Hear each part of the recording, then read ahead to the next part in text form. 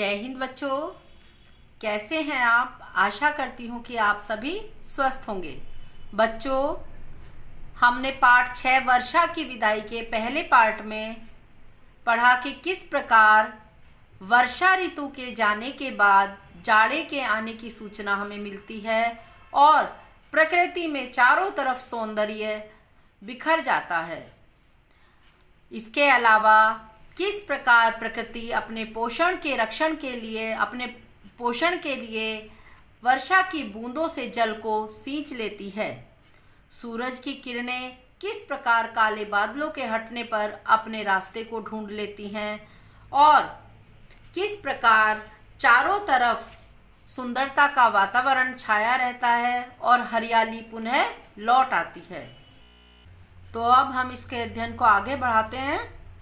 अब पुनः बांसुरी बजा उठे ब्रज के यमुना वाले कछार, धुल गए किनारे नदियों के, धुल गए गगन में घन अपार।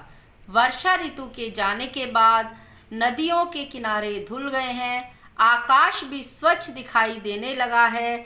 उसमें जो बादल हैं, काले काले बादल हैं, वह भी धुल गए हैं और स्वच्छ दिखाई दे रहे हैं। तो प्राकृतिक वातावरण निखर गया है और यमुना नदी के जो किनारे हैं ऐसे प्रतीत होते हैं जैसे पुनः दोबारा से वो बांसुरी बजा रहे हों। अब सहज हो गए गति के व्रत, जाना नदियों के आर पार।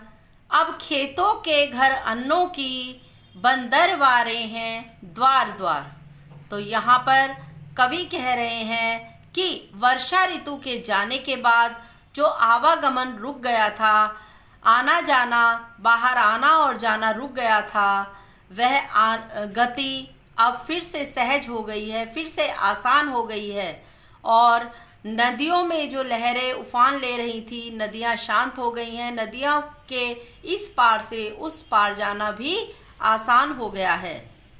इसके अलावा जो खेत हैं वो हरियाली से परिपूर्ण हो गए हैं, उसमें नए अन्न उत्पन्न हो गए हैं। तो ऐसा महसूस हो रहा है, ऐसा प्रतीत हो रहा है जैसे किसी शुभ कार्य के लिए जब हम दरवाज़ों पर पत्तों की बंदरवारे लटका देते हैं तो खेत रूपी घर भी ऐसे ही दिखाई दे रहे हैं जैसे खेत रूपी घर के ऊपर बंदरवारे द्वार द्वार पर सज गई हों। नालों नदियों सागरों सरों ने नभ से नीलांबर पाए, खेतों की मिट्टी कालिमा उठ, वे हरे भरे सब हो आए। कवि कह रहे हैं कि नालों, नदियों, सागरों और सरोवरों में स्वच्छ पानी आ गया है वर्षा ऋतु के बाद।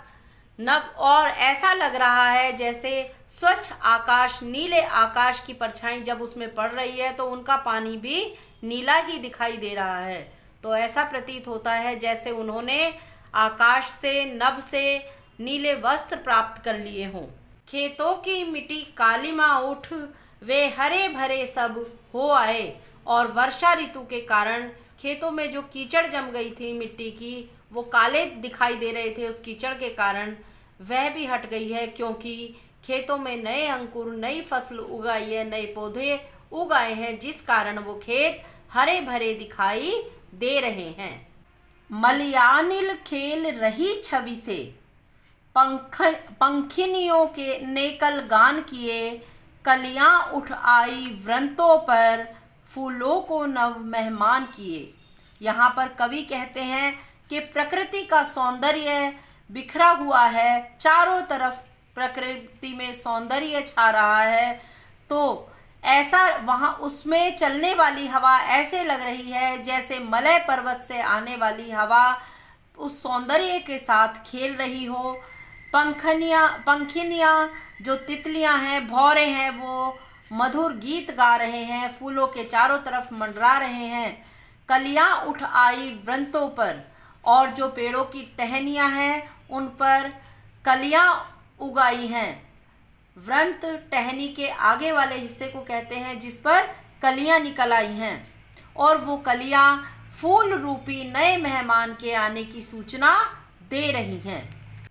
आने लग गई धरा पर भी मौसमी हवा छवि प्यारी की, यादों में लौट रही निधियां मनमोहन कुंज बिहारी की। कवि कहते हैं कि धरती के सौंदर्य को देखकर ऐसा लग रहा है कि जो मौसमी हवाएं चल रही हैं वो इस सौंदर्य के साथ खेल रही हों, इस सौंदर्य को प्यारी लग रही हों। यादों में लौट रही निधियां मनमोहन कुंज बिहारी की, और हमारी यादों में वह समय लौट आया है जब कुंज बिहारी अर्थात श्री कृष्ण यहाँ पर यमुना तट पर खेलते, रास लीला रचाते और बांसुरी बजाते हुए दिखाई देते थे। वो कृष्ण भगवान की सुंदर छवियों रूपी खजाना हमें हमारी यादों में लौट आया है।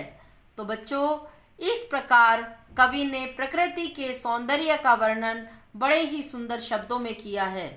आशा करती हूँ कि आपको ये कविता समझ में आ गई होगी और इस कविता के माध्यम से आप वर्षा ऋतु के जाने और जाड़े के आने के विषय में पूरी तरह से जान गए होंगे। तो बच्चों, धन्यवाद। जय हिंद।